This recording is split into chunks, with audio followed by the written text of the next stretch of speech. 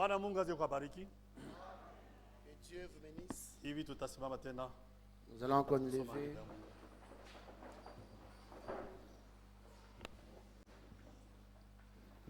Tutabeba kitabu ya Luc chapitre 2. Nous prenons le livre de Luc, sura ya pili. Tutaanzia mstari yake ya 25. Nous commençons son 25e verset.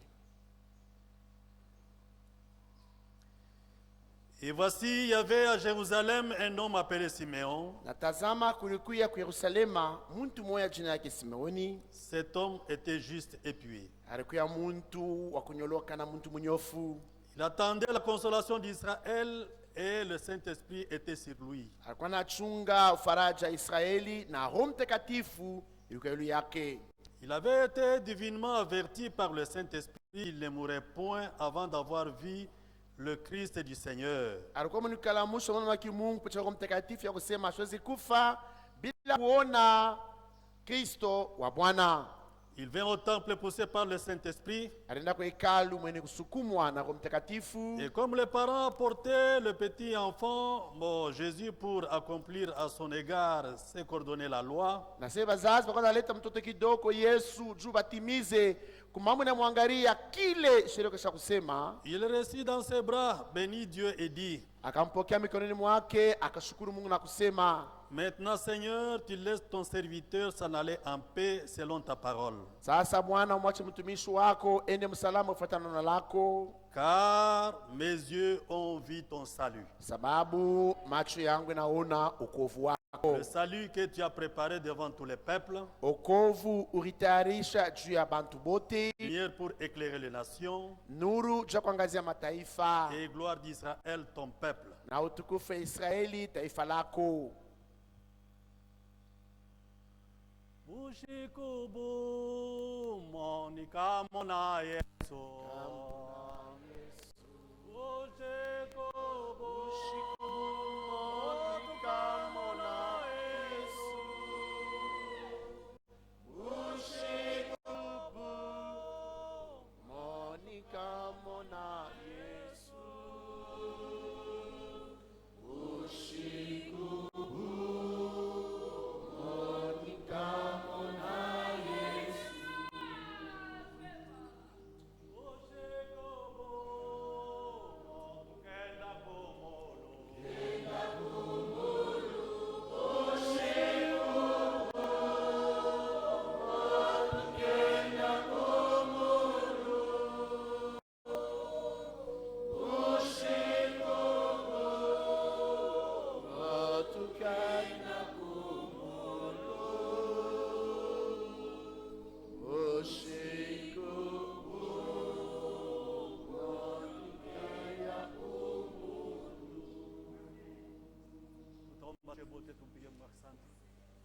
Baba na Bwana wetu Yesu Kristo. Nainama.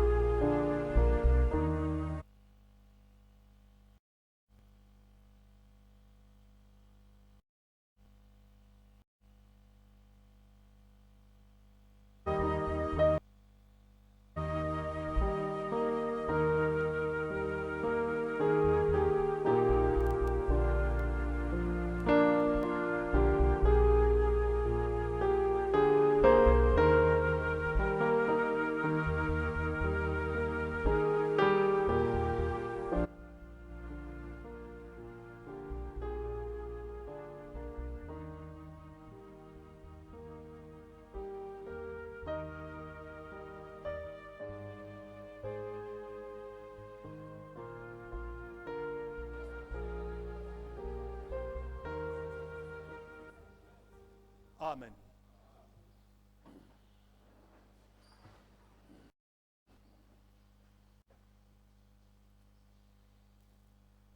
tutabeba kitabu kingine ya Matthieu, Esaïe chapitre 53. Nous prenons notre livre, Ésaïe 53. Esaïe 53, Isaya sura ya 53. mstari yake ya kwanza. Qui a cru à ce qui nous est annoncé Nani aliamini ili batutangazia? et qui a connu le bras de l'Éternel. Nani alitambua mkono wa milele? Il s'est élevé devant lui comme une faible plante, Alionekana mbele yake sawa chipuko dhaifu, comme un rejeton qui sort d'une terre desséchée. sawa chipuko natoka mlongo ukauka. Il n'avait ni beauté, Haukata na ni buzuri, éclat pour attirer nos regards. hao ali mzuri apate kokota Et macho yetu, son aspect n'avait rien pour nous plaire. na hali yake haikuwa kia kupendeza muntu hata moya. Méprisé et abandonné des hommes, Mwenye kuzaraliwa na mwenye kuachana na bantu, homme de douleur et habitué à la souffrance, muntu wa maumivu na muntu kuzubelea mateso, semblable à celui dont on détourne le visage. anafana muntu na mwangairi wanatosha uso. Mais nous l'avons dédaigné et nous n'avons fait de lui aucun cas. Lakini tulimudharau na hatukumshtuka hata kiloko. Cependant, ce sont nos souffrances qu'il a portées. Japo ni mateso yetu alibeba, C'est de nos douleurs qu'il s'est chargé. alibeba maumivu yetu, Et nous l'avons considéré comme puni, na tunaweza muntu anapizwa, frappé de Dieu Mungu et anamupika humilié. na wamshusha Il heshima. était blessé pour nos péchés, Aliumizwa juu ya mazambi yetu, brisé pour nos iniquités. alivunjikwa juu ya maovu Le yetu. châtiment qui donne la paix est tombé sur Gazabu lui. natuletea salama imonkia yeye, Et c'est par ses maîtrissures que nous sommes guéris. na kwa bilonda byake Nous tunatunzwa. étions tous errants comme des brebis. Tulikuwa tunawayawaya sama nkondolo, Chacun suivait sa propre voie. na kila mmoja kwa anapata njia yake Et mwenyewe, l'Éternel a fait retomber sur lui l'iniquité de nous tous. na Bwana alimwangushia yeye maovu ya Et shibote. il a été maltraité et opprimé. Aliteswa na arangaika Il sana, n'a pas ouvert la bouche. akufungula kinywa. Semblable à un agneau qu'on amène à la boucherie. Sasa mwana kondo anapeleka fasha kumuchinjia, Et une brebis muette devant ceux qui l'attendent. na nkondolo le eko mwenye wakala kimya mbele abale Il matosha n'a point manyonya, ouvert la bouche. akufungula Il a kinywa, été enlevé par l'angoisse et le châtiment. na alibebwa kabisa na huzuni na mapiko. Amen. Amen. C'est vrai. Tuko nafata mpaka mawazo yetu tunasemea pa mambo ya wokovu. Nous parlons, nous continuons avec notre pensée sur le salut. Comme on a vu le mercredi. Sisi tuliona mkastatu, Juu mkajitatu tulilakana. parce que mercredi nous sommes promis Ya kusema tutaonesha mtakatifu ya kusema hii wokovu hii ni mtu. montrer que ce salut c'est un homme. So vile tangia tulianza na hii mahubiri yetu, Comme depuis que nous avons commencé cette tulisema prédication, waziwazi ya kusema nous avons parlé clairement disant wokovu iko paka natoka kwa Mungu ye mwenyewe. le salut vient de Dieu lui-même. Wokovu haina mambo ya kanisa. Le salut n'est pas une affaire d'église. Wokovu ni mtu anayeletaka na anaokolaka bantu. Qui sauve et le salut vient de lui. Ndio maana ndugu yetu na dada yetu wakati tuko na chofa na hii mawazo, Mon frère, ma soeur, pendant que nous avançons avec cette pensée, mais nous devons être sûrs que tunapaswa nakia kusema Mungu anatufanyishia neema mu kizazi. Dieu nous a fait grâce dans cet âge. Malgré nos cœurs sont affligés, Hata vile mamioyo yetu kuna huzunika. nous voyons nos bien-aimés. Tulikuwa nabo wapendwa wetu wanatuacha. Nos frères bien-aimés avec qui nous étions ici nous ont Et laissés. nous devons savoir que tuko na traversé moment moya ya nguvu sana. Nous devons savoir que nous étions difficiles. Et nous devons nous accrocher à Dieu. Na tunapaswa kuambatana kabisa na Mungu. Amen. Amen. Njo mtu peke anaweza kutukonsoler. C'est le seul qui peut nous consoler. Hatuna na mtu mwingine hapana. Nous n'avons pas une autre personne à nous consoler. Njo maana tunasemea pa hii mambo. Nous parlons sur ce sujet Juu ya kila mtu atire attention. pour que chacun de nous puisse faire attention. Juu mambo tuko naikala hapa haina mambo ya michezo En hapana. ce qui nous concerne ici, ce n'est pas un jeu. Juu hatuna hapa ndani ya hii dunia sawa vile bakaaji balote ba hii On dunia. n'est pas dans ce monde comme si nous sommes ici pour toujours. Sauti ya Mungu inasema tuko bageni na bapita njia. La parole de Dieu dit que nous sommes étrangers pèlerins. Ibia kweli ndugu na dada. C'est vrai, mon frère, ma soeur. Tuko bageni na bapita njia hapa chini ya Nous sommes jua. étrangers et pèlerins dans ce Ndio monde. maana inalomba mtu moya tukonsole. Il faut qu'il y ait quelqu'un pour nous consoler. Même notre vie que nous vivons. Hata maisha tunaishi, Ni maisha iko incertain. c'est une vie incertaine. Hatujui kile kitaweza kutufikia Nous ne kesho. savons pas ce que demain peut produire. Amen. Amen. Hatujui kile kitaweza kutufikishia hii mwezi Nous ne kumwisho. savons pas ce qui peut nous arriver à la fin de ce C'est mois. pourquoi nous devons s'accrocher à cette parole de Hivi Dieu. basi tukamate nguvu sana kwa sauti ya Il faut Mungu. tubambe vya kweli kwa huyu Mungu Nous tunaamini. devons beaucoup nous accrocher à ce Na Dieu kila que nous mtu avons akuwe na cru. hakika ya kusema Et que chacun soit certain que mimi namwamini Mungu je crie en Dieu na niko mwenye kuokolewa. et je suis sauvé. Amen. Amen. Nitamisomea kadisi kamoya. Je vais vous lire quelque chose. Frère Branham Frère Branham, aliweza kusomesha hako na ye kanisa il a fait lire ça à l'église avant tuendeleshe na mahubiri yetu ya siku ya avant de leo. continuer avec la prédication de ce jour. Hii mambo Frère Branham sawa vile mnayua, sawa vile mtumishi wa Mungu, Comme serviteur de Dieu, vous le savez bien, il a tourné dans ce monde pendant muda wa mara 7. Il a tourné ce monde Anazunguka 7 dunia fois mzima juu ya kazi ya kuweza kutangaza habari pour njema. annoncer la bonne nouvelle. Na mwakati aliweza kuzungula mara 7 dunia mzima Quand juu il ya a fait- kutangaza habari Quand njema, il a fait 7 fois le tour du monde pour annoncer la bonne nouvelle, mais alifika mumukini ya Rome. il est arrivé dans la ville de Rome. Et Rome, c'était la ville la plus réputée parce que balikuwa na masomo ya kusema bale bote waliweza kujifunza kuweza kufatula ako bitu ou bien l'art. Et la Rome, c'était un pays qui était connu comme un pays artiste, un pays où il y avait de l'art. Ouais, il y avait une école. Kulikuwa masomo ya ufundi. Presque dunia mzima bantu bote balikuwa na kwenda mule mu Parce que Rome. le monde entier a amené des techniciens à Rome Bale balikuwa natoka mu mamikini ya kuachana qui chana. venaient de différents pays. Ils allaient à Rome Balikuwa enda ku pour une Roma formation juu ya bajifunze. ya mwile école ya kufunda ako namna ya kuweza kufatula ako bitu. C'était une école d'art.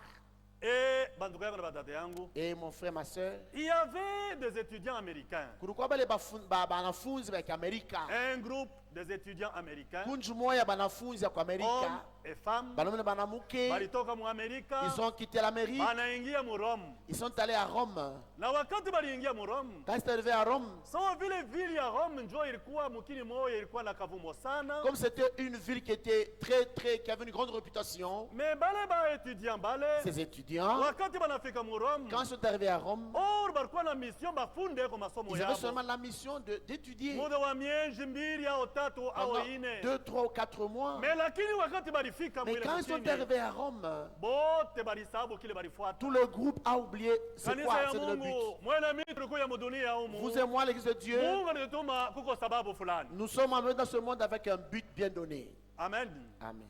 Mais wakati bale babiana balakwenda mu Rome, Quand ces jeunes gens sont arrivés à Rome, au lieu ya boku tumainia kile balifuata, au lieu de poursuivre leur but, mais banaingia mu maisha ya bale ba Romain. ils sont entrés dans la vie. Banaanza kuishi sawa vile ba Romain. Ils vivaient comme des Romains. Banasabu ndugu na dada. Ils ont oublié, frères et sœurs, Masomo ile balifuata. l'école pour laquelle ils étaient Mais venus. banekaria mambo ya kulewa. Maintenant, ils Na abandonnaient la kufanya boisson. maisha yote ilikuwa napita parce que sawa vile Rome ilikuwa vile moya ya kavumo sana. Et de se confondre aux Romains, étant donné que la Rome était une ville de grande renommée. Mes chers frères, Banduku bapendwa, ilikuwa ni mambo moya ole c'était sana. vraiment misérable. Baba bijana banaume na banamuke. Ces jeunes hommes et filles, Wakati yote magharibi walikuwa natoka. et tous les soirs, ils quittaient Walikuwa na ikaria paka kufanya mafeti. et ils faisaient. Kumaba. Ils allaient dans les Kama bars. wanaenda magharibi wanarudia paka bushiku bengine baka katikati ya bushiku. Et ce soir, ils retournaient très tard la nuit demain matin. Bote benye kulewa. Tous étaient ivres, Benye kuvala mubaya. mal habillés. Ndugu na dada wapendwa. Mes frères bien-aimés, Ndio sœurs, ilikuwa maisha yao banasabu na c'était masomo. leur vie. Ils ont oublié l'école. Mais katikati yabo. Mais parmi eux, Kulikuwa mtoto moya mwanamke il y avait kaloko tu. une jeune fille. Mais kale katoto kanamuke. Cette petite jeune fille, Mais kalikuwa katikati yabo. elle était parmi le Mais groupe. hakakupenda kuweza Elle n'a- kufuata maisha ilikuwa na benzao. Elle n'a pas aimé suivre la vie qu'avaient ses amis. Ule mtoto mwanamke alikuwa ancré, alikuwa mwenye kusimamia kile kitu alifuata. Cette fille était là, elle voulait vraiment rester avec la chose pour laquelle elle était venue. Hakupenda kuwa séduit na Elle- ile maisha bale benzake. Elle ne voulait pas être suivie par la vie de ses amis. Même s'il y avait même des Romains, Hata kulikuwa baki baroma, wanaume na banamuke, des hommes et des femmes bale baliweza kupenda kumséduire. qui voulaient la séduire, Ya kusema na yeye afanye maisha ile benzake bako qu'elle nafanya. fasse les choses comme ses Mais ule amis. mtoto mwanamke Mais cette jeune fille, alisema mimi sitafanya ile elle a dit mambo. non, je ne peux Mimi pas najua être kile là-bas. mimi Je nilifuata. sais pourquoi je suis ici. Ule mtoto mwanamke alibakia. Cette fille est restée. Wale wenzake walianza kuendelea kufuata maisha. Ses amis continuent à suivre leur vie. Ile na ile banasema kufanya vie. Et ce qu'on appelle ici faire la vie. Balikuwa nafanya maisha yabo bien. Et poursuivre leur vie. Balikuwa nakunywa banalewa banabeba Ils babibi. buvaient, s'anivaient, prenaient des jeunes Benye filles. kusahabu mambo balifuata. Ils ont oublié la chose pour laquelle ils étaient là-bas. Sasa wakati balikuwa nafanya vile, Et pendant qu'ils faisaient ainsi, ule mtoto mwanamke cette jeune fille, anasema mimi siwezi kuchanganya maisha ya hii elle dit, modele je ne na peux kile pas mimi me nilifuata. confondre avec la vie de cette ville. C'est vrai, mon frère, ma soeur. Oui, ndugu na dada. Nous devons savoir pourquoi nous sommes sur la Tunapaswa terre. kujua juu ya nini tuko pa hii bulongo. Nous ne sommes pas de cette terre. Hatuna pa hii dunia hii Nous bulongo. sommes venus de l'éternité. Tunatokea Et nous muumilele. sommes sur la Na terre. tuko pa Nous dunia.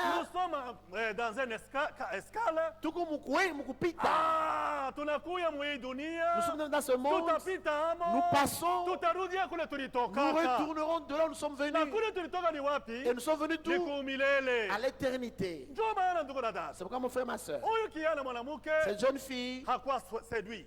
elle n'était pas séduite. Alikuwa sérieux mu mambo alikuwa Elle anafanya. était sérieuse dans ce qu'elle faisait. Alikankamana kuweza kufuata masomo yake. Elle a persévéré dans sa Siku formation. yote alikuwa mu atelier. Chaque jour, elle était dans l'atelier Alikuwa na revise maleson et yake. il révisait ses cours. Mais sasa katikati ya ile masomo Maintenant, pendant qu'elle étudiait, kulikuwa concierge moya mwanaume. il y avait un concierge.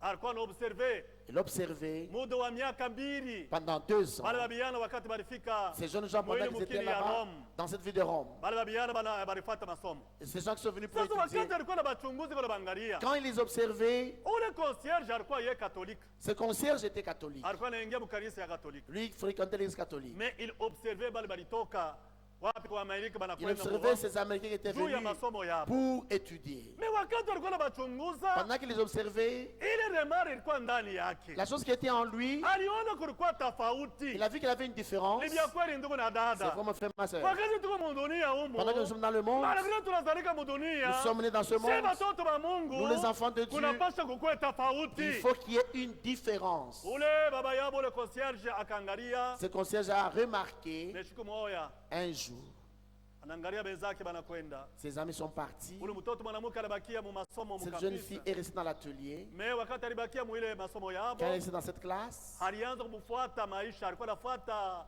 pas à pas. alikuwa anamchunguza kabisa. Wakati ule mtoto mwanamke anaingia mu masomo, alitoka, alianza kutoka wakati wa magharibi. Et au soir, là-bas, la fille quittait la classe. Na wakati alianza kutoka magharibi, Et quand elle quittait la pembeni classe, ya masomo yabo kulikuwa kumilima. à côté de leur classe, de Il y avait des l'école, collines, mon il frère. kulikuwa milima kule. Na wakati alikuwa anatoka, anaanza kupanda kule kwenye Et quand elle commençait à milima, gravir cette colline alianza là-bas, kupanda kunchongo ya milima. elle allait au sommet de la Na montagne alianza kuangalia kule jua et inaanguka. regarder au coucher du soleil. Siku yote Chaque soir, kama wenzake banaenda kulewa, quand sa mère allait yeye pour s'enivrer, anabakia elle est restée magharibi, au soir anabeba anapanda kwa ile et milima. remontait à la colline Alianza kuangalia kule jua et inaangukiaka. regarder au coucher du soleil. Na ile siku Et ce jour-là, ule concierge akamfuata, le concierge l'a suivi. alishikia ndani yake, anasukumwa amufuate, enda Il kamuuliza. a senti qu'il était poussé à aller poser la question à cette fille.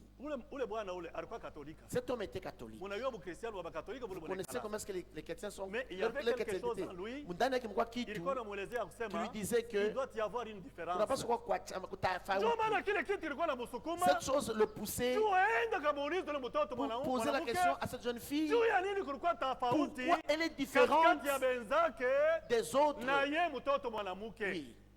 Alors ile siku Et ce jour-là, ule mtoto mwanamke anakwenda cette fille est montée. anapanda kumilima sawa vile magharibi ilikuwa desturi. Elle a gravi la colline, les montagnes Kama là-bas. anafika yule ya mulima, Arrivé au sommet de la jua colline, inaanza kuanguka, et le soleil commençait à se coucher. anapanda anaanza Et kuangalia. Ile regardez, siku ule bwana akamwangalia, ce jour-là, l'homme l'a aye observé kwenda kumuuliza, pour aller lui poser la question. akamuona alianza kulia. Il a vu que la fille pleurait. Wakati alifika karibu na ule mtoto mwanamke, Quand il a approché la fille, akamweleza, eske unaniruhusu nikuulize il eko? dit, est-ce que tu me Mtoto permets yangu de mwanamke. te poser une question? Mimi najua kusema utaweza kuniwajia Je mubaya. sais que peut-être tu peux penser mal à moi, Mais mtoto mwanamke alikuwa disposé lakini la fille kwa était kuweza kupokea tayari demande ya ule baba pour yao. recevoir la demande de ce concierge. Ule baba yao anamuuliza, Ce papa lui dit, mimi namiangalia muimbi aka yote mbili au je tatu vous ai unaekana. observé tout le groupe, tous les 2 ans. ici. Katikati ya benzako na wewe, Entre toi et tes amis, mimi kuko il tofauti. y a une différence. Mimi natafuta Je unielezee. veux que tu me dises Nijue sababu que je juu ya sache nini wewe unaachana na wale pourquoi tu es benzako. différente des autres. Ule mtoto mwanamke anamwelezea, La fille lui a dit, je suis disposé à te répondre. niko tayari kukujibu. Mais mimi najua sema Je sais que huko nilikuja ku Roma, ici je suis venu à Rome, nilifuata masomo. je suis venu pour Mais étudier. siku moja Un jour, niko nawaza ile siku. je pense à ces Siku jours-là. takuwaka ndani ya ndege. Le jour où je serai dans l'avion Ile tanipeleka kufika nikarudia kule nilitoka. pour me ramener d'où je suis venu. Ile siku ile. Ce jour-là, Mimi najua sema ndege itanifikisha tena kunipeleka jusqu'à mumukini yetu. je sais que l'avion m'a amené jusque dans mon pays. Mais Lakini, wakati niko naangalia kule jua inaangukia. quand je regarde là où se couche le soleil, Mimi najua sema je sais que kuko mukini moya. il y a un pays. Na ndani ya ile Et mukini dans ce pays, muko province moya. il y a une province. Na ndani ya ile Dans province cette province, muko commune moya. il y a une commune. Na mwile commune Dans cette commune, muko rue moya. il y a une rue. Na ndani ya ile Et rue dans cette rue, muko nyumba il y a moya. une maison. Na ndani ya ile Dans cette nyumba maison, muko kijana moya il y a un jeune mwanaume. homme. Ule kijana mwanaume Ce jeune homme-là, nilifanya nayo kilapo. j'ai fait une alliance avec lui. Ndio maana C'est pourquoi mimi sipende kuishi maisha sawa sawa na je ne watu peux pas wengine. vivre comme tout le monde. Mimi nibakie fidèle. Je voudrais rester Oh, fidèle l'église de Dieu. au kanisa ya Nous Mungu. devons savoir que Kujua kusema nous sommes fiancés par quelqu'un. uko mtu maisha kutuchumbia. Amen. Amen. C'est pourquoi lorsque nous vivons dans ce monde Wakati tunaishi ici, mwa hii dunia, nous ne voulons pas vivre comme les autres. hatuwezi kuishi sawa watu wote. Non, mon Hapana, frère. ndugu. Ni bien kweli. C'est vrai. Tulikuwa kamo. Nous y Mais étions là. kisha kuamini, Après avoir cru, tunapaswa kuwa viumbe vipya. nous devons être de nouvelles créatures. Amen. Amen. Ule mtoto mwanamke anasema, Cette fille a dit, nilifanya kilapo na kijana moyo mwanaume. j'ai fait serment avec un jeune homme. Na ule kijana mwanaume Et ce jeune homme, kufika na leo jusqu'aujourd'hui, eko nanitengenezea nyumba. il prépare pour une maison. Ndugu na dada wapendwa, Mes frères, ma soeur wetu bien-aimée, Bwana, ndugu na dada, notre époux, kufika na leo jusqu'aujourd'hui, eko natutengenezea nyumba. il prépare pour nous une Siku maison. moja Un jour, kila mtu ataingia kwa nyumba yake. chacun occupera sa maison. Mungu muumbaji wa mbingu na dunia, mon frère. Le Dieu créateur de la Hapa terre, huko hapa anakujua kile wewe unatakaka. c'est que comme tu es là, il connaît tout ce que tu veux. Et il va répondre à chacun selon son goût. Atajua kila mtu fuatana na onjo yake. Kama wewe unapendaka kuikali yako yega nyumba pembeni ya Si maji, tu as toujours aimé avoir une maison à yako côté des eaux, nyumba itakuwa pembeni ya ta maji. maison sera à côté d'un fleuve. Il te connaît, Anakujua. il me connaît, Ananijua. il vous connaît, Anamijua. il est notre Dieu. Yeye ni Mungu wetu. Oui, mon frère, ma soeur. Ndio ndugu na dada. Ule kijana Cet homme, mwanamke anamwelezea, cette jeune fille elle lui a dit, ndio kile kinanifanya na c'est mie ce qui fait que moi, mimi najua kile nilifuata je sais Rome, pourquoi je suis venu à Rome. l'église de Dieu. Kanisa ya Kama Mungu. nama parler cela à son église. Ndugu na masema mambo na kanisa yake. Anaanza kusema ile maneno. Il a dit ces choses-là. Ule mtoto mwanamke Cette jeune fille, anasema, elle a dit, niko nachunga masomo yangu ishe. je veux que je puisse aller à la fin de mes Siku études. moja Un jour, mitapanda avion. je vais prendre un avion. Na ile avion Cet avion itanipeleka mpaka kwa aeroport. va m'amener à Sasa l'aéroport. pale mimi nitafika kwa Quand aeroport. je serai à l'aéroport, Mimi wasema je sais que ule mchumba wangu mon na fiancé, yeye atatoka il muvile. va quitter la ville. Tutakutana kwa Nous aéroport. allons rencontrer à L'église l'aéroport. de Dieu. Kanisa ya Lorsque Mungu. nous serons enlevés, Pale tutanuliwa. notre fiancé, Uchumba wetu nous rencontrerons avec lui tutakutana naye dans les airs. Il muhewa, nous prendra. Il atatubeba va nous amener dans la fête des noces. na atatupeleka mwarusi ya mwana kondoo. C'est pourquoi, mon frère, Kama ndugu yangu, nous ne pouvons pas vivre comme les autres. hatuwezi kuishi bantu bote Il doit y hapa. avoir une différence. Unafaa kunakuwa tofauti. Ndio maana shehe inafaa tukue tofauti. Il doit y avoir une différence. Kuya kwetu kwa hii wakati yote magharibi Tous les hapa temps que nous venons chaque soir ici, ni juu tulifanya kilapo na kijana parce que nous moja. avons fait serment avec un homme. Amen. Amen. Ule kijana eko hapo. Cet homme existe. Il existe, il est vivant. Eko hai. Jusqu'aujourd'hui. Mpaka na leo. Eko licho yake ko yulu yetu. Il veut sur nous. Anajua kile wewe unataka. Il fait ce que tu il Sasa sait ni ce wewe qu'il kuweza veut. kujiachilia ndani ya mikono Il veut yake. vous abandonner entre ses mains. Oui, comme cette jeune fille. C'est venu qui est mwanamke. Alijua kile eko. Elle savait ce qu'elle était. Juu akukuwa sawa sawa na batu Elle bote. était différente des autres. C'est comme Daniel. Dit que ça Daniel. Ule kupenda kuweza kuishi na ile anasa Il ya voulait- vyakula ya Il ne mfalme. voulait pas se suivre avec les plaisirs Akunywe du pombe, repas royal. akunywe vitu Il ne vyote. buvait pas la boisson. Mais Daniel na bandugu Mais yake Daniel et ses frères, wakati balikuwa Babylon reste à Babylone, waliwapatia vitu vyote vile on leur a walikuwa navyo. tout donné. Mais lakini wakati balisema na wale alikuwa na Mais bachunga. ils ont dit à l'intendant, Wanasema shia tutakulia nous vyakula ne ya pouvons hivi. pas manger ces repas. Utupatie paka mayani. Donne-nous le Ndani ya seulement. hii mayani Dans ce légume, Mungu ataweka vitamine. Dieu va mettre des vitamines. Amen. Amen. Et il est vivant. Eko hai. Notre Dieu, il ne change pas. mtu asibadilike. C'est pourquoi, mon frère, ma soeur, Chukua dada yangu, inafaa tukuwe tofauti. nous devons, il Kama faut qu'il y ait une tunasema tuko différence. bakristiani, Si nous sommes que nous sommes des il doit y chrétiens, avoir une différence. pourquoi tofauti onekane? Amen. Amen. Cela est écrit dans le Noces de l'agneau, paragraphe 217 Iko- jusqu'à 235. Mutepata Monos de l'agneau, paragraphe 217. Vous allez lire. Frère Branham est qu'on Mutesoma. expliqué l'histoire. Frère Branham eko nafasiria hadisi. Et iko type semblable na shei yenye kuitwa bibi harusi C'est wa les Yesu types Kristo. semblables à nous qui nous appelons épouses de C'est Jésus-Christ. pourquoi nous étudions ces choses. Ndipo tunasema maneno. Ça, en vrai, tulisema lorsque nous nous rassemblons comme une église et acquis. Comme nous avons dit, surtout tunakusia sa kanisa, Ile Yesu Kristo yeye mwenyewe alihudhuria, yeye mwenyewe na que damu Jésus-Christ yake. s'est acquise par son sang. Notre Dieu nous révèle des choses. Mungu wetu anatufunulia maneno, Vile yeye Mungu mwenyewe aliweza kutuchungia. des choses que lui-même Dieu a réservées pour nous. Mais si nous voulons rentrer maintenant dans notre sujet. Quand tunapasa kurudia mkitu cha mahubiri. Tunatoka kusoma kitabu ya Luc chapitre 2, Nous venons de lire le livre de Luc 25 na Esaïe 53. et le livre d'Ésaïe 53. Ce que nous devons comprendre par ici, Hii tunapasa kuelewa vitabu na kusema Adam, Adam notre père, baba yetu il avait tout perdu. alipoteshaka bintu vyote, Même le titre de propriété. hata yenyewe Mikanda ya bulongo. vitabu ya bulongo, Ile mikanda ya bulongo ile. mikanda ya bulongo, le titre de propriété. Juu Mungu pala aliumba dunia. Quand Dieu a créé le Alimupa monde, mikanda ya bulongo. il lui a remis le So titre de vile kamungu propriété kaloko. comme un petit Ni Dieu. yeye alikuwa na ile. C'était lui qui avait Na tout ça. wakati alimuumba ndugu na Quand Dieu dada. l'a créé, Adam Adam en lui, alikuwa na bujima ya il milele. avait la vie éternelle. Adamu ndani yake Adam en lui, alikuwa na mamlaka ya kutawala iumbile yote. il avait la domination sur toutes choses. Na ile urithi wote na michi na Et, vyote vilikuwa na et mapei. cet héritage, tout lui obéissait. Mais Lakini, wakati zambi iliingia, quand le péché est entré, nous comprenons que dans leur sema, notre arrière-grand-père Adam, kambula wetu Adam, il a vendu toutes les choses alirudisha vitu vyote, bila alikuwa na ce qu'il avait. mikanda Les titres inampotea, étaient perdus. inarudia mumikono ya Mungu yeye mwenyewe muumbaji wa mbingu na Cela est dunia. retourné aux mains de Dieu lui-même, le créateur du ciel et de la terre. Bujima wa milele La vie éternelle, hakukuwa nabo il tena, l'a perdu. même descendance yake Et yote toute sa descendance ilikuwa natoka ndani yake. qui venait de lui, Hakukuwa namna kusema bataweza kuwa na bujima wa il milele. ne pouvait plus avoir la vie Ndio maana éternelle. balimuelezea katoka weka na malaika C'est kumcha pourquoi bushima. on a mis des anges à l'arbre de la vie. Parce qu'il ne pouvait pas avoir cet accès d'aller encore manger sur l'arbre de vie. Jua kwenda namna kurudia kuleta na kumchi ya bujima. Non. Hapana.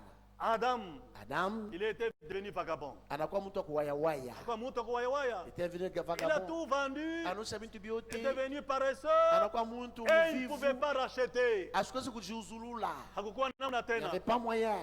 Na batoto Et yake, ses na enfants, uzalo yake, même sa na descendance, yeye mwenyewe même wote ndugu na dada. tous mes frères et Balikuwa sœurs, mkitunga ils moya. étaient dans un même panier. Maintenant wakati situation ilikuwa mwele namuna, Et dans cette situation-là, tulifunda que nous avons étudié il a qu'il fallu un parent rédempteur. fallait que Baba Na Mukombozi. baba mkombozi Et le parent rédempteur, ni mumoya muzazi wa damu, c'est un parent de sang. ni nduku wa damu. C'est un frère, un parent de sang. Oui, mon frère, ma soeur. Ndio ndugu na dada. Il faut akuwe muzazi au nduku wa damu. Tu dois être quelqu'un de ton sang, de ta lignée. Bamalaika bana bandugu yetu. Les anges ne sont pas nos frères. Amen. Amen.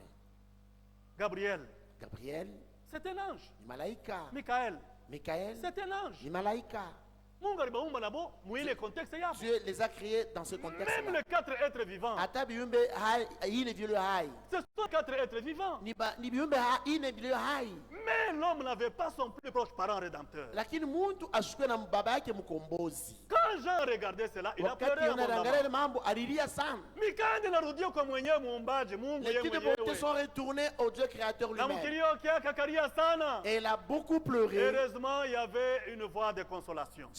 Kwa batu kwa sauti Il ya a dit, Jean, ufariji. ne pleure pas. Asema wewe hapana Le lion kulia. de la tribu de Juda Simba kabila a ya vaincu Yuda pour vaincre. alishinda. Ni vya kweli ndugu na dada. C'est vrai mon frère ma soeur. Mais là, pour être parent Chaque rédempteur, ya ba mkombozi il y a des conditions. kuko mapashwa. Oui, mon frère, ma soeur. Ndio ndugu na dada. Il y a des conditions. Kuko mapashwa. Iko nasoma ni la révélation de Jésus-Christ, Ufunuo Yesu Kristo. le serpent écrasé, Nyoka ule banaponda kichwa. traduction il y a Suisse. Misemelo ya Kiswisi. Page 19, paragraphe 148. kifungo 118.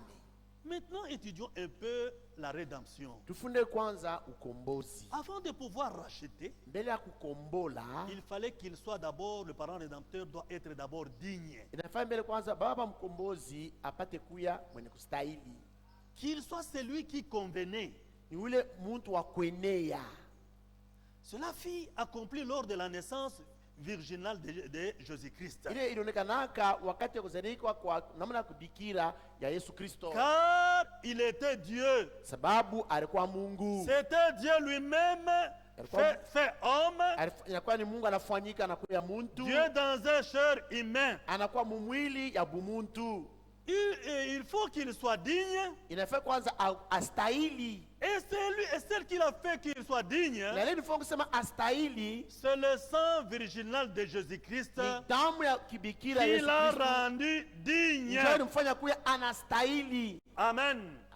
Pour être un parent rédempteur, Joku ya baba il mkombozi. faut kwenduku wa mudamu. Vous devez être un frère, un parent de sang. Ah, un parent de sang. Baba wa mudamu. Ndio maana wakati Mungu aliona vitu vyote vinapotea, Quand tu as vu que tout était perdu, programme yake ilikuwa déranger. tout ce programme bali Et rabisha, Dieu reste Dieu. Mungu anabakia Mungu. Malgré ruse ya diable, il a fait ce qu'il a voulu faire. Hata vile shetani alikuwa na uelefu wake, Mais Mungu ndio anakalaka na masolution Dieu yote. a toutes les solutions. Quand il a vu cela, Wakati unaona ile mambo, Mungu akupenda bakishikamana na Mungu sawa vile kitu ya faida. Dieu ne voulait pas réussir à être Dieu comme quelque chose de très Ndio maana bon. je suivais mon bien-aimé frère Kangombe wakati alikuwa la présider. Quand frère Kangombe présidait ici, Alisoma verset il a moja. lu un verset. Mungu akupenda shikamana kwa na Mungu sawa vile kitu ya Dieu faida. n'a pas vu comme si c'était quelque chose d'égal être à Bali Dieu. aliona kazi yake inaharibika. Parce qu'il a vu que son œuvre était Mais détruite. wakati anaona kazi yake Quand il a inaharibika, vu que son œuvre était Mungu détruite, ana solution yote. Dieu qui a toutes les solutions, Alipata solution. il a trouvé une Na ile solution. solution ilimudepase na shetani Et cette solution a mwenyewe. même dépassé le diable. Ndio maana Mungu muumbaji, C'est pourquoi Dieu le créateur, grand esprit, roho munene, ule alikuwa anakalaka une lumière, une très grande lumière. alikuwa anagala munuru munene, Et il était appelé Elohim. balimuita Il Elohim. existait par lui-même. Alikuwa anaishi kwa yeye mwenyewe Il tu. n'avait pas besoin de quelque chose. Alikuwa lazima na kitu Toutes kyote, choses étaient en lui. kitu kyote kwa ndani Na sisi yake. wenyewe tulikuwa ndani Même nous-mêmes yake. nous étions en lui. Oui, mon frère, ma soeur. Ndio ndugu na dada. Mais Mungu alipenda aoneshe sasa ile makazi ilikuwa ndani yake. Maintenant Dieu voulait révéler ses attributs. Pourquoi alitoka mwile roho ilikuwa inaekala munuru munene, Il est parti de cette grande esprit qui était dans la grande lumière. alijifanyishia mwili neno. Il s'est fait un corps Na parole. wakati alijifanyishia mwili Quand neno, il se fait un corps parole, akaumba vitu vyote il a créé toutes choses ndani ya ile mwili neno. dans ce corps Na parole. wakati aliumba vitu vyote, Quand il a créé toutes choses, akaumba mtoto yake Adamu. il a créé Na son fils mtoto Adam Adamu akafanya nini? et son Akaanguka. fils Adam est tombé. Na wakati programu ilikuwa bouleversée, Et quand tout le problème était Dieu bouleversé, lui-même a décidé Mungu anamata ya mpango. kusema Il dit, nitaokola, je viendrai hivi racheter vitu Adamu mtoto yangu anapotesha, ce qu'Adam mon fils a perdu. mitavikombola, Je vais tout racheter. mitaburudisha vitu Je vais vyote. tout lui ramener. Sasa Mungu alifanya nini? Qu'est-ce que Dieu a fait? Dans la grande sagesse infinie de Dieu. Neema munene yashokuisha mipaka. Ile akili munene yashokuwa na mwisho, frère. Dans cette pensée éternelle, Dieu qu'est-ce qu'il a fait? Mungu alifanya nini? Mungu anabeba sasa bujima. Dieu a pris la vie. Mungu anabeba ariyai Dieu a pris nos vues kule mtakatifu Seigneur kumbinguni. au Frère, ciel. lui il a créé ça. Ye aliumba ile. Alibeba ile vitu vyote mbili. Il a pris toutes ces deux choses, Ariyai na bujima. l'ovule et la vie, Anaviweka il pamoja. les a mis ensemble. Akaenda kutafuta fasha kubiweka. Il a cherché une place pour les mettre. Akaenda kubiweka ndani ya tumbo ya Maria. Il les a déposés dans le ventre de Marie. Et Maria Et Marie, alikuwa bikira, mon frère. elle était vierge, mon frère. Et cela avait dépassé Satan. Na ili ilimpita shetani kukichwa. Pourquoi? Juu ya nini? Parce que dunia mzima Parce que l'humanité hakukuwa mtu entière, kwenda kusaidia mwenzake. il n'y a personne qui pouvait aider son Tous ont frère. péché. Comme nous le répétons, tous ont péché. Bon, tout walifanya zambi Ils sont tunasema privés de la gloire de na Dieu. bote banapusa utukufu ya Il n'y Mungu. avait pas de sang digne. Akwe mtu wa kustahili. Hakukuwa damu yenye Il kustahili n'y avait pas de sang digne. katikati ya watu. Parmi les hommes, Hakukuwa damu yenye il n'y kustahili. avait aucun sang digne. Ndio maana banasema baba mkombozi C'est pourquoi le parent et anapasha l'adopteur, kuwa ndugu wa damu ils doivent être un parent de sang mwenye kuwa na damu ya upekee qui a un sang particulier inaachana na damu ya baba wale wenye kupotea qui est muzambi. différent du sang sont des gens qui sont perdus dans le péché. Et cela était la solution de Dieu. Dieu ilikuwa majibu ya Mungu. Mungu akajifanyishia ile kazi, Dieu a fait cette œuvre. akaweka bule bujima ndani ya tumbo ya Il a Maria. déposé cette vie dans le sang de Marie. Oui, mon frère, ma soeur. Ndio ndugu na C'était dada. la grande sagesse de Dieu. Dieu ilikuwa hekima Même mwenendo ya le Mungu. diable n'a pas compris. Hata shetani Sobre asikuelewa. tulisema ile shiku. Comme on a dit l'autre fois, Parce que ile yote ilikuwa napita mudunia, c'est exprès dans le monde. ilikuwa mukontroli ya shetani. Le diable contrôlait tout. Même aujourd'hui, Hata leo, batoto bote beko nazarika. tous les enfants qui naissent Kunjia ya baba na mama. par le père et la Bote mère, beko vaccinés tous sont par vaccinés. le venin du diable. Na ile sumu ya C'est shetani. pourquoi nous ne sommes vaincus par le péché. Tunazaliwa bani kushindwa na zambi. Oui, mon frère, ma soeur. Ndio ndugu na Il a dada. fallu qu'on nous rachète. Il faut batuzulule. Pas tous Zouloule, mon frère, ma Qu'on nous soeur. rachète ndugu na Par dada. la bonne manière de vivre Munamna kutoka mnamna mbaya kuishi. que nous avons hérité de nos parents. Ili tuririti kwa bazazi yetu. Parce que nous étions déchus. Juu tulikuwa besha kupotea. Hakukuwa namna ndugu na dada Il n'y avait wapendwa. pas moyen mon frère ma C'est soeur. pourquoi Je crois man. ndugu na dada wapendwa, Bien mes frères et sœurs. ule baba mkombozi Le parent rédempteur, alipasha astahili, il fallait qu'il soit lakini digne. kilimufanya astahili Ce qui a fait- mtu mwenye Ce qui kustahili fait de lui un homme digne, ni ile damu takatifu. c'est le sang, le pur sang saint. Ndio maana ndugu na dada, C'est pourquoi mon frère ma soeur, sisi hatukombolewa na damu ya Bayudo, hapana. nous ne sommes pas sauvés par le sang juif. Nous sommes sauvés par le sang de Dieu. Tunaokolewa na damu ya Mungu. Amen. Même Jésus-Christ lui-même. Hata Yesu Kristo mwenyewe, Eh bien kweli, ça vile tuko nasema, c'est vrai comme nous le il disons, est les descendants des Juifs yeye anatokea kwa Yuda, selon la chair. fatana na mwili. Mais kama tunaangalia, Mais si nous ni regardons, Mungu yeye mwenyewe c'est mumwili. Dieu lui-même dans la chair. Amen. Et le sang de Jésus-Christ, Na damu ya Yesu Kristo, ndio ilimfanyisha anastahili. ce qui a fait de lui un homme digne. Oui, tuendeshe mbele. Oui, dans l'Ancien Testament, Wakati la kale ndio ce que faisait celui qui voulait réclamer son bien, iko nafaa kusema muntu apate kuomba mali yake, il prenait un ou deux anciens alikuwa anabeba moya au bazee bawili, et il allait à la porte exposer ce qu'il voulait faire pour racheter ce qu'il a perdu anaenda kwa mlango juu apate kuomba kila alipotesha et montrer ce qu'il était. na kuonesha kila alikuyaka. On lui donnait un témoin. Walikuwa wanampatia Il y a mshuhuda. une belle histoire ici. Hapa kwa disi mzuri sana hapa. C'est là que nous allons découvrir dans l'histoire de Boaz. Leo tutavumbula mu hadisi ya Oui, Boaz. mon frère, Ndio. ma soeur. Dada na nduku. Kama tunakwenda sasa muhistoria ya le parent rédempteur. Si nous allons dans l'histoire ya baba mkombozi, Mambo kunaangalia Naomi. c'est que regarde Naomi. Naomi était une femme juive. Naomi alikuwa bibi wa mwanamke wa Kiyuda. Et il avait son mari Elimelech. Alikuwa na bwana yake jina yake Elimelech. Bote barikuwa naikala mu Jérusalem. Tous deux vivaient à Jérusalem. La maison du pain de Dieu. Ile nyumba ya mkate ya Mungu. Mais wakati barikuwa naikala mule, Pendant qu'ils étaient là, circonstance inakuya kubafikia. une circonstance est Na ile arrivée. circonstance ilikuwa ni mambo kani? C'était quoi? Njale iliingia mu Jérusalem. La famine frappait Jérusalem. Wakati bale ba bibi na bwana, Et quand ce couple, barikuwa na batoto yabo nabo bade banaume. ils avaient deux fils, Barikuwa naikala mu Jérusalem. ils vivaient aussi à Jérusalem. La maison du pain de Dieu. Nyumba ya mkate ya Mungu. Njala pale inaingia. Quand la famine les a frappés, Aba bakristiani banasema ces chrétiens ont dit, hatuwezi kuwa na espoir na Mungu. on ne peut pas avoir espoir avec Dieu. Bakatoka mu Jérusalem, Ils ont quitté Jérusalem, bakaenda ku Moab. ils sont allés à Moab. Baba namdi, Donc maman so anasema, mambo moya mubaya pour un c'est chrétien. la pire des choses d'un chrétien. Hakuna epreuve ya shokuwa na mwisho. Il n'y a aucune épreuve qui soit Mambo finale. yote la kufikia mu maisha. Tout ce qui arrive dans votre Sawa vie, vile kuna mwanzo. comme ça, un siku commencement, moya un jour, itakuwa na mwisho. ça va terminer. Amen. Kuna dada bapendwa. Frères et sœurs Malali bien-aimés, yote kama inaanza. toute maladie qui Ni vya commence, kweli. C'est vrai. Itaweza kutupeleka kulufu. ça peut nous amener à la mort. Sawa vile kunaanza. Comme elle commence, iko na mwisho. cette maladie aura une fin. Mais Lakini Naomi et Elimelech, Naomi na Elimelech avec les deux na enfants, watoto wanaomba ils wili sont partis ailleurs. wanaenda Ni kwingine. ile tu kunasema C'est qu'ils disent, malheur à tout enfant de Dieu. hole mtoto Que tu wote, sois homme ou femme. uko mwanamke au Wewe mwanaume, unaanza kutafuta secours ya Mwegypte. tu cherches usaidizi kutoka Misri. Eh, Biblia inasema malheur à toi. Biblia inasema ole kwako. Eh, unasahau wasema kuna Mungu mzima. Tu oublies que tu as un Dieu Le vivant. créateur des cieux et de la terre. Aliumba mbingu na Il dunia. est là. Eko hapo. Ton œil Et son œil te surveille. richo yake iko na Iko kuangalia. nakuangalia. Amen. Ndugu na dada wapendwa, Mfanye mafisho hatuna benene. sema tuko abandone. Atuachiliwa Yeye pa. mwenyewe anasema, Lui-même dit, je ne vous laisserai jamais orphelin. sitamiacha mayatima. Est-ce que l'église, croyez-vous que nous avons un papa? Mnaamini sasa tuko na Il est baba. présent parmi nous. Eko hai katika Son œil chetu. nous observe. Richo yake iko na tusopa. Yeye mwenyewe anasema, Lui-même dit, ne touchez pas à mes oins. mshiguse bateule Nous, bangu. nous sommes les oins de Dieu. Sote wapakaliwa ya Bwana. Oui, mon frère, ma Ndiyo, soeur. ndugu na dada. Mais Naomi, Lakini Naomi avec son mari na Elimelech, bwana wake Elimelech na bale batoto yabo deux, et leurs deux enfants, bakaenda kutafuta secours ya Moab. ils sont allés chercher secours à Moab. Huyu asema kama unaacha Mungu mu maisha Sache que yako si siku tu abandonnes yote, Dieu dans ta kama vie, unatoka nje ya neno, tu vas en dehors de la huyu parole, asema mateso matatu mambo inakufuata. sache que maintenant la souffrance, les choses vont te suivre.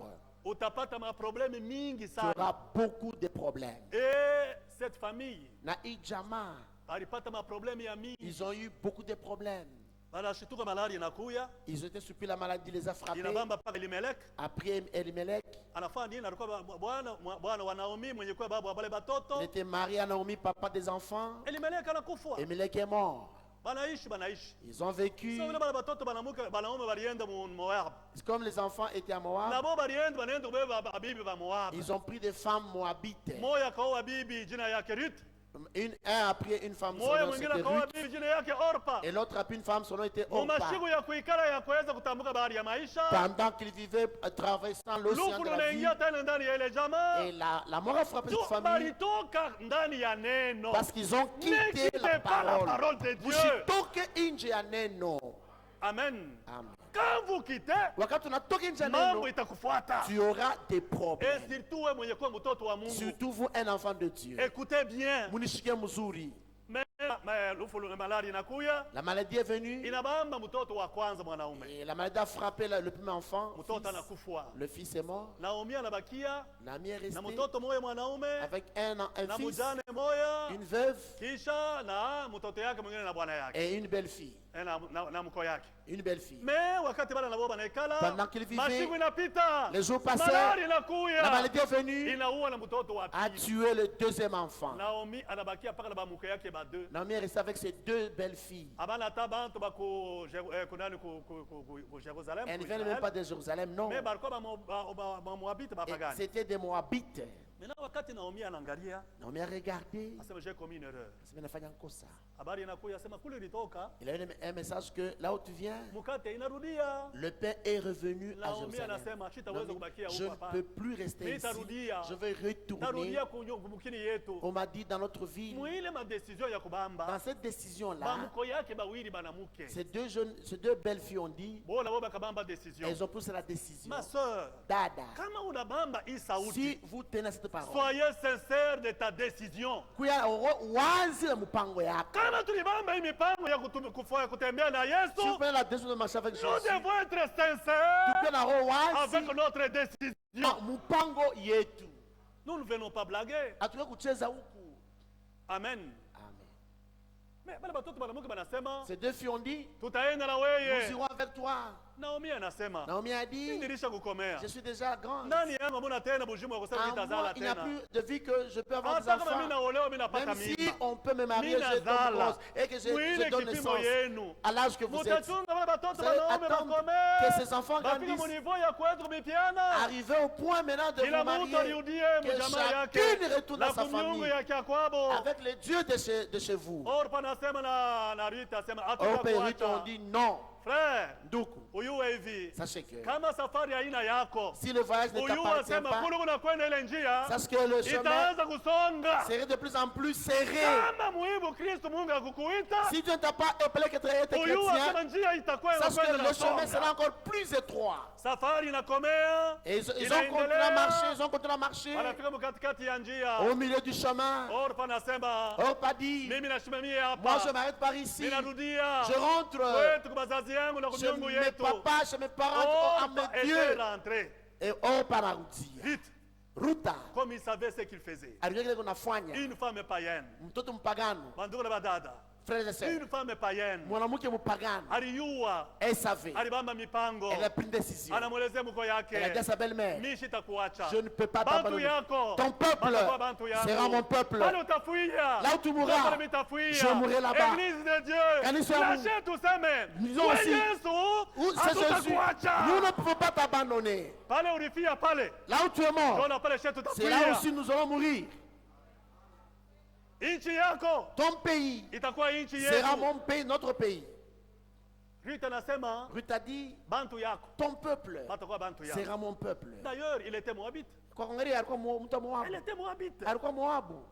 Il n'avait pas droit en Israël. Asikuwa hata na haki mwa Mwisraeli. Mais au travers de sa décision, Lakini kupitia mpango une yake conviction sincère, alikuwa na hakikishwe kabisa kabisa. kama mipango yako Si ta haiambatane décision na imani yako, Ne correspond Yule pas à akili ta foi unaamini, sur ce que tu crois. ma sœur, Dada, un jour, siku moja, tu vas abandonner cette marche. hii safari utayacha tu. Amen. Amen. Ruth anasema Ruth a dit, pale utafuia pale, là où tu mourras, ndio pale mitafia. je mourrai là-bas. Mungu wako Ton Dieu atakuwa Mungu wako. sera mon Dieu. Oh, Ruth alikuwa na miungu ingine mule. Japo, Ruth avait d'autres dieux là-bas.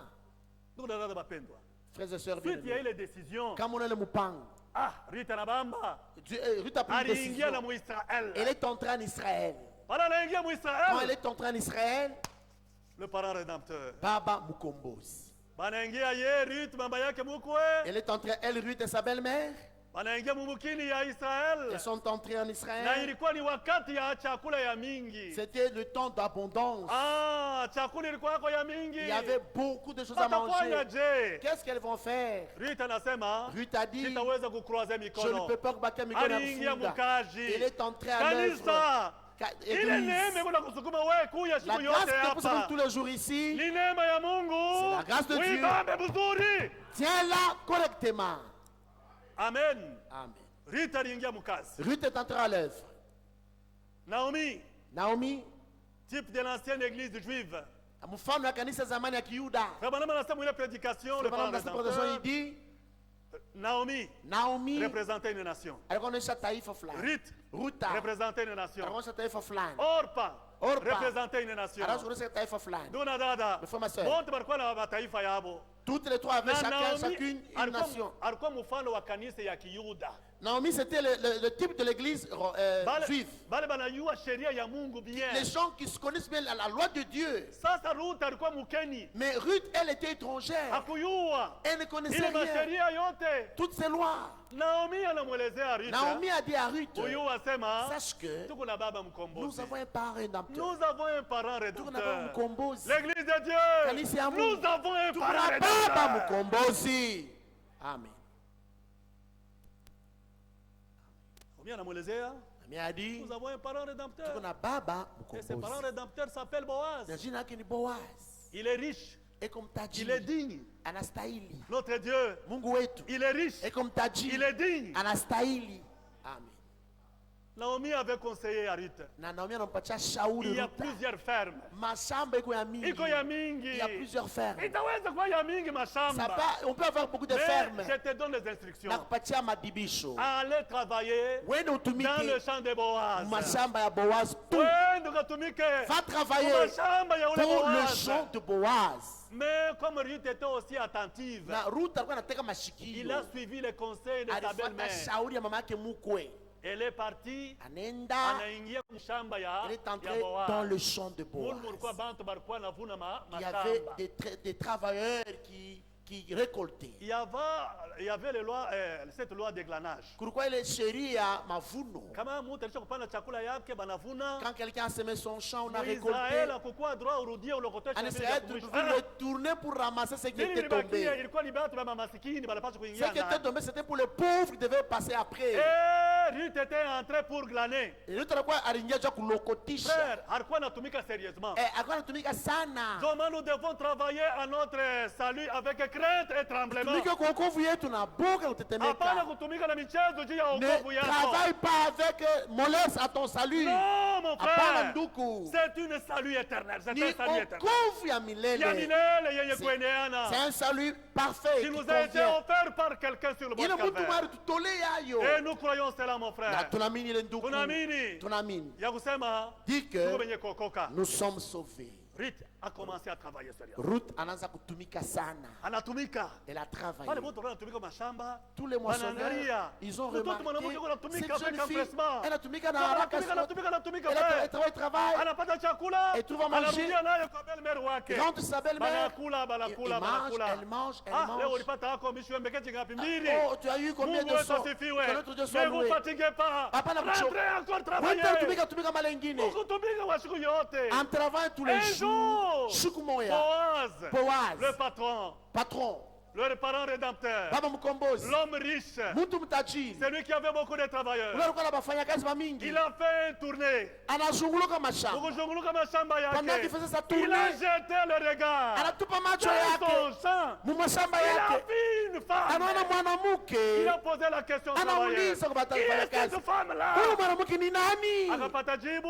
Elle a C'est Ruth la ni Moabite, Ruta celle qui Moabu. est venue avec Naomi. Anakuwa na Naomia. En regardant Mkumwangalia namna ya mitumikio yake, sa manière de travailler, tabia yake, son caractère, mapendo l'amour inalamuka ndani ya commençait Boaz. à naître en Boaz. Ndio maana ndugu na C'est pourquoi dada, mon frère, ma soeur, Mungu anatupenda na mapendo Dieu mkubwa. nous aime dans le grand amour. Ndio maana tabia yetu inapaswa kuwa tabia ya Notre kunyoroka. caractère doit être droit. Oui, mon frère, ma soeur. Dieu ndugu na dada. Boaz anasema, Boaz a dit, angalia, mumwachie mwanzo, kumwachia na tumie vitu vingine. donnez, laissez aussi quelque chose Kama pour elle. unavuna, Quand vous le moissonnez, unabeba kwa hata deso unaiacha. faites exprès même 200 vous Expressement uiache tu. mettez ça à côté. Tuna yeye aanze Pour que kunani. Ruth aussi commence à Ndani yako glaner. mnamuka mapendo. En lui, il y avait de Mungu l'amour. alitupenda. Dieu nous a aimés. Haina leo, frère. Pas aujourd'hui. Yesu ako la fondation du monde. Toka msingi ya dunia. Malgré tulikuwa ndani ya dhambi, Bien qu'il était dans le péché, wakati alituona muzambi, quand nous étions dans le péché, mapendo yake ilitumwangikia. son amour était grand pour nous. Oui, mon frère, ma soeur. Dieu ndugu na dada. Ndio maana ndugu na C'est dada, pourquoi mon frère, ma soeur, wakati ule mtoto mwanamke alikuwa quand anatumika, cette jeune fille travaillait, eko natumika, elle travaillait, eko natumika ndani ya ile shamba, dans ce champ elle travaillait, mapendo ikalamuka. l'amour est né.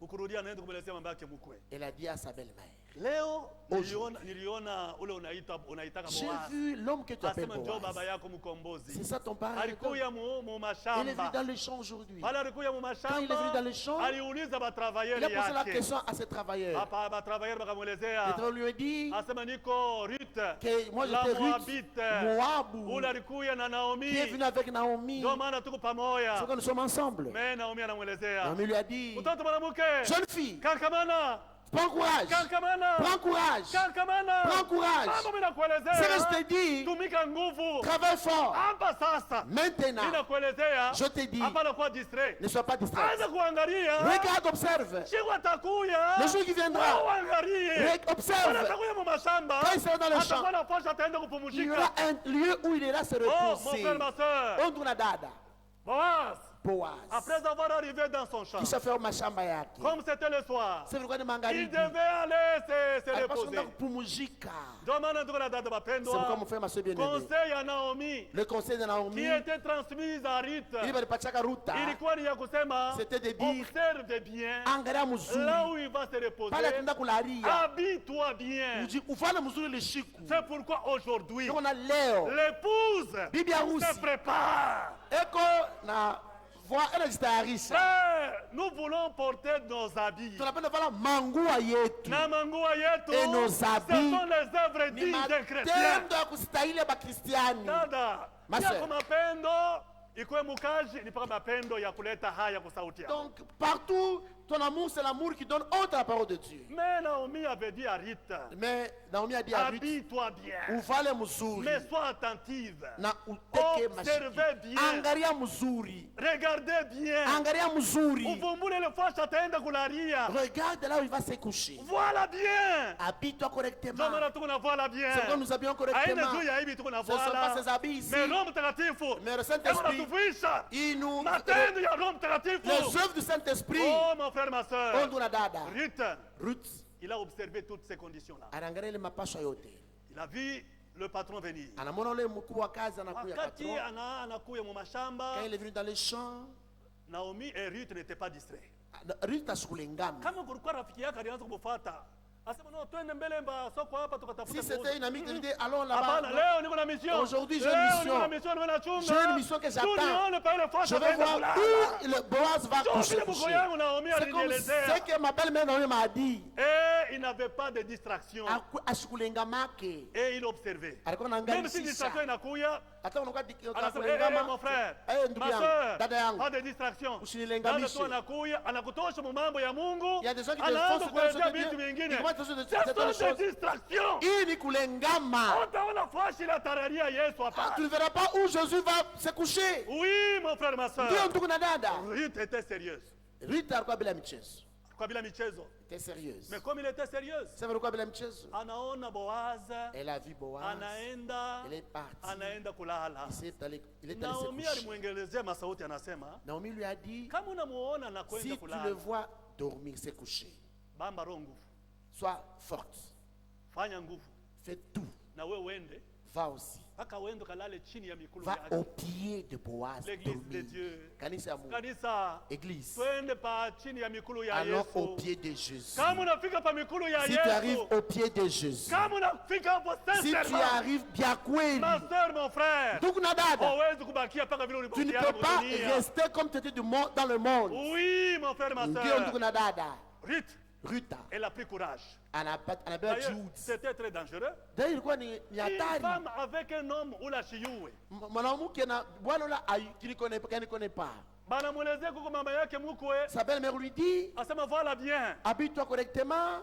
Bale bote walikuwa wanatumika mashamba. Tous les moissonneurs, Baliweza considérer sema huyu mtoto mwanamke Ruth anatafuta kuviolea Boaz. ils pouvaient considérer comme si cette fille devait violer Boaz, le Mais comme patron. c'était le plan de Dieu. C'est pourquoi il m'a pour Mungu Mungu. anajua kuchunga vitu Dieu vyote. sait garder les Bale choses. bote walikuwa na ile mawazo Toutes ces gens qui hapana. avaient cette pensée là-bas, Ruth a pris courage. Ruth a dit peut-être Jihudi. Alichofa frère. Elle a avancé. Anaenda. Elle a avancé. Anaenda, Elle a anaenda avancé. nafika. Elle est arrivée Kufika pale Boaz alikuwa là où kulala. Boaz était couché. Ruth anamwelezea Ruth- kama unafika Naomi Naomi lui anamwelezea a dit, kama unafika pale si tu fwashi arrives là où il est couché, utaona bule bulangeti ataifunika la couverture qui va se couvrir, na wewe kokote bule bulangeti tire cette couverture na wewe uifunike. et tu te couvres aussi. Kanisa, Église. ule Roho Mtakatifu mwenyewe alikuwa na Le Yesu. Saint-Esprit qui avait Sijui Jésus, na wewe ufunike na wewe. qui te couvre aussi. Ruth alikwenda pale fwashi. Ruth est allée à cet endroit, Akakokota na bulangeti. elle a tiré la couverture Anaifunika. et s'est couverte. Mukulala. Et en couchant, Vers 4h30. pour Mangaribi, c'est 4h30, Boaz kusema sukume mkulu hivi. Boaz voulait tourner le pied. Anagusa Il a- kitu kimoja. Il a touché Anashituka. quelque chose. Anashituka. Il s'est réveillé. Ni nani weye? Qui es-tu toi?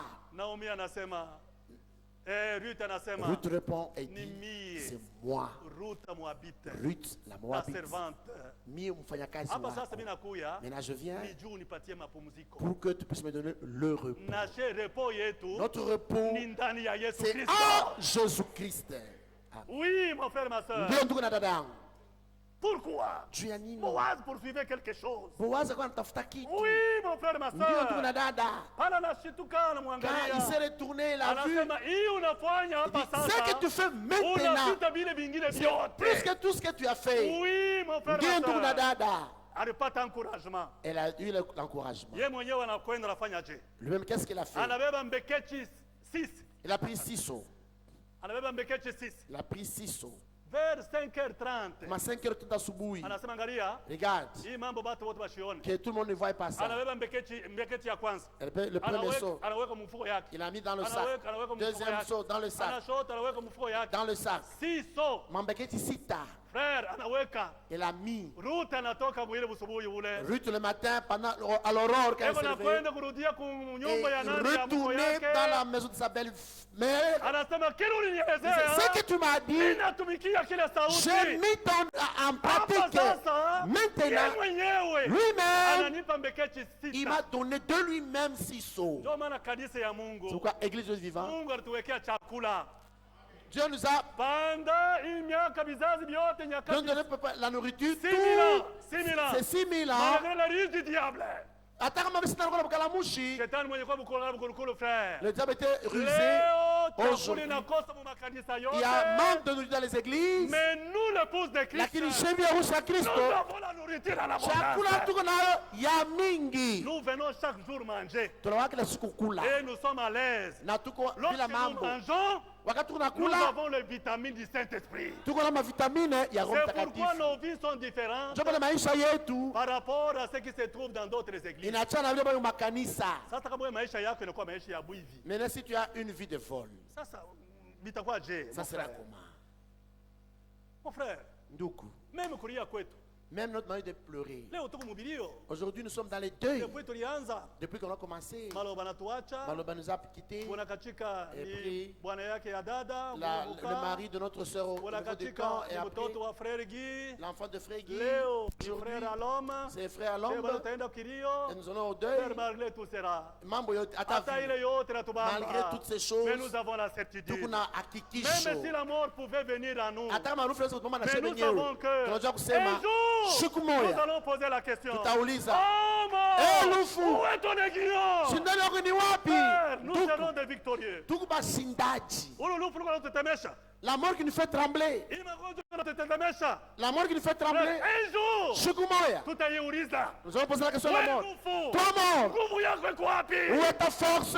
Pourquoi Juu ya nini? nous avons Jésus-Christ en nous? Tuko na Yesu Kristo ndani yetu. Église, Kanisa, prenez courage. Ne vous mkangamane, fatiguez pas. msichoke. Hii message tunapokea Le message que nous avons ni reçu, ujumbe ya vya kweli. c'est un véritable message. Kamata mipango yako bien. Prends correctement tes Kama décisions. unaomba mipango bien, Si tu prends bien tes décisions, Mungu atakulisha na chakula. Dieu va te nourrir avec Malgré rizi ya diable, malgré le du diable utakangamana musafari. et tu seras fortifié dans le voyage. Aujourd'hui, nous prêchons avec des larmes aux yeux. Leo tunahubiri na machozi kumacho Et nous sommes déçus na tunapata parce que haya. l'un de nous nous a quittés. Tu mmoja wetu yewe anatuacha. Oui, mon frère et ma soeur. Ndio ndugu na dada. J'étais à la maison de notre frère Alom. Ndio kwa nyumba ndugu yangu Alom. Batoto wanaacha. sont des Kakwanza keko hivi kana mtu. L'aîné, Tunafatana, ce sont des enfants qui se suivent. Ce sont des petits enfants. Mtu tutaweza kujiuliza. En tant qu'homme, on peut se poser la question. Hata bale beko nalia banasema Même ceux qui pleurent, ils peuvent dire batoto na baba. les enfants Shinjo vile. Beko nalia. avec leur papa. Banasema batoto na baba. Les enfants avec leur papa. Pourquoi? Juu ya nini? La mort est entrée. Lufu inaingia. Na wakati lufu inaingia, Et quand la mort est entrée, nikiliona machozi. ce sont les deux et les Hakuna larmes. espoir. Il n'y a pas hakuna tumaini. On a fait tout, frère. Tulifanya Hii biote. magoti yetu hii. Nos genoux ici. Tulifika munyumba. Nous sommes dans la maison. Oui, mon frère. Ndio ndugu na dada. Mkaji tatu. Mercredi, Tulikuwa na baadhi yetu tunaingia kwa hospitali. nous sommes entrés avec les Mtoto wa ndugu yetu anciens. Tito, mon frère, même jusqu'à aujourd'hui. Na leo hili. Frère, kama unaangalia, Si tu regardes, hakuna il kitumaini. n'y a pas d'espérance. Ndio maana C'est pourquoi. tubambe hii wokovu bien. Prenons correctement ce salut. Tumtumainie Baba mkombozi wetu. Espérons notre Père Eko rédempteur. wako. Il existe. Siku atakuya. Quand il reviendra, Malaria haitakuya hapo. pas de maladie, Siku atakuya. Quand il reviendra, machozi haitakuya hapo. pas de larmes. Oui. Ndio. Eh oui et amen. Itakuwa ndio na amina. Hatutaniaka, mon On ne frère. pleurera plus. Hatutalukulaka. On ne sera plus Même malade. si la cirrhose des foies est là, même si la cirrhose des foies iko hako, Hata kusirozi de fois leo, un jour, siku nous moja allons poser la question. tutauliza, Oh, cirrhose de foie. Où est ton aiguillon? sinaloko kwapi? On va poser cette question. Tutaulize ulizo. Aujourd'hui, nous pleurons, Leo tunalia, même si nous prions, hata kama tunaomba, mais on s'incline devant la volonté de Dieu. lakini tuna inama mbele ya mapenzi ya C'est Mungu. comme nos frères médecins. Sasa banduku yetu wa munganga. Siku ile jana bikuwezekana. Hier, ça n'a pas Mon été. frère m'a téléphoné. Ndugu ananiita, Anasema pasteur, pasteur, frère anaingia mukoma. le fait est en comment?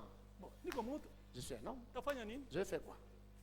Nikuye, nifanye nini? Que je vienne faire quoi? Nifanye nini? Je vais faire quoi? Kuseni jiprepare mimi na wewe mzee. Le temps ne peut pas pour l'ancien. Nafika tunaona bana publier On a publié que alors anatuacha. que Alombe nous a quittés. C'est fini, on a commencé à pleurer. Kunesu tunaanza kulia, Na wewe na mimi, toi et moi. nous sommes des pèlerins voyageurs. Tuko basafi na bageni. Tutembee bien. Marchons correctement. Batoto kiloko balomo nani atabakomesha? Les petits enfants d'Alombe, qui va les faire grandir? Na vile wewe unafanya nani atabakia navyo? Et tout ce que tu fais, qui va rester avec? Cette vie terrestre, Hii maisha pa bulongo hapa. c'est une vie incertaine. Ni maisha ya shupo ya msimamo. Nous devons Hakika. croire en notre parent Tunapaswa rédempteur. kuamini baba yetu mkombozi. Siku tutamuona, Le jour nous le verrons, il va nous consoler. atatufariji. Atatuconsoler, frère. Atatufariji. J'ai eu des témoignages. Nilikuwa na Un maushuda. frère est venu, Ndugu Marikuya, alilota, il a eu un alikuwa rêve. rafiki wa Alom. Il était ami à Alombe. Analota Alom banakuwa fashi ingine. Il a vu Alombe était à Mais notre endroit. anamuuliza, Il a posé la question. Alom, Alombe, unafanya nini tu fais huku? quoi ici? Nasema huku, Ici, tuko bien. nous sommes bien. Tunaikalia mpaka kuimba. On fait que chanter. Ndio maana témoignage, inapaswa kuwa témoignage ya Nous bien. devons avoir un beau témoignage. Mon frère, ma soeur, Ndugu na dada, ne blaguez pas. msicheze. Amen. Amen. Tushicheze na hii wokovu, ni Ne wokovu ya blaguez kweli. pas avec ce salut. Parent rédempteur wetu ni ya vya kweli. Notre parent rédempteur, il est Il est véritable. digne. Anastahili. Oui, mon frère, ma soeur. Ndio ndugu na dada Il yangu. est digne. Anastahili. Ndio maana tutamuona frère. Nous le verrons, frère. Kama dimanche iko hapo. Si dimanche, Sasa on vile aura anapenda dimanche, kukombola, comme il veut racheter, mtu akupenda kukombola. quelqu'un qui veut racheter, Anabebaka batemoin. il prend des témoins. Anaenda nabo Il va avec kumulango ya hekalu. à la porte de temple. Anafasiria kile kitu anatafuta Il kukombola. explique la chose qu'il veut racheter. Anafasiria na kapasite yake. Et même ses capacités par rapport à ça. Jésus, Yesu, ye mwenyewe lui-même, ile siku ce jour-là, kumsalaba ya Kalvario à la croix du Calvaire, aliita watu wote. il a appelé tout le monde. Nani anastahili? Qui est digne? Hakukuwa mtu. Personne. C'est pourquoi il était monté ce jour-là sur le mont Calvaire. alipanda yule msalaba C'est Kalvari. pourquoi nous croyons à ses parents rédempteurs. Tunaamini Il kwa est mkombozi digne et anastahili il convient de nous racheter. na anakuja kutuhuzulula. C'est pourquoi nous sommes fiers. Tuko na fieri. Hata kama tuko mashikini, Nous sommes pauvres. nous nous glorifions en Jésus-Christ. Tunajitukuza Oui, ndani ya mon Yesu Kristo, frère. ndio ndugu. Kama niko natembea, Nous marchons. niko natembea nimeweka moyo chini Nous na marchons dans la yuro. Ni fierté. ndani ya Yesu C'est Kristo. en Jésus Christ. Oui, mon frère, Ndio ndugu.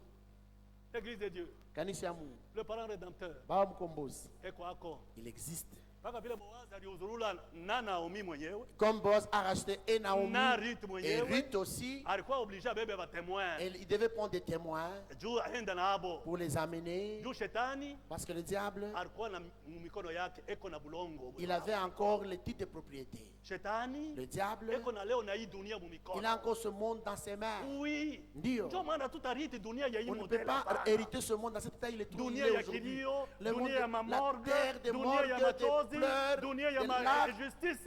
injustice. Mais unatumika sawa vile salaire hainapo. Tu le vois comme s'il n'y a pas de salaire fait. Frère, c'est grave. Frère, biko nguvu. Bantu watarendre compte. Bantu Kama watasambaka. Mungu naona hii salama iko hako. C'est encore la paix. Jue bibi harusi Parce kingali que toi, épouse, tu es encore là. Accrochez-vous à cette parole. Bambe Cette kuneno. parole va vous consoler. Hii neno Que itamfariji. Dieu vous bénisse. Mungu amibariki. Mshimame tuombe Mungu. Mettons-nous debout pour la prière.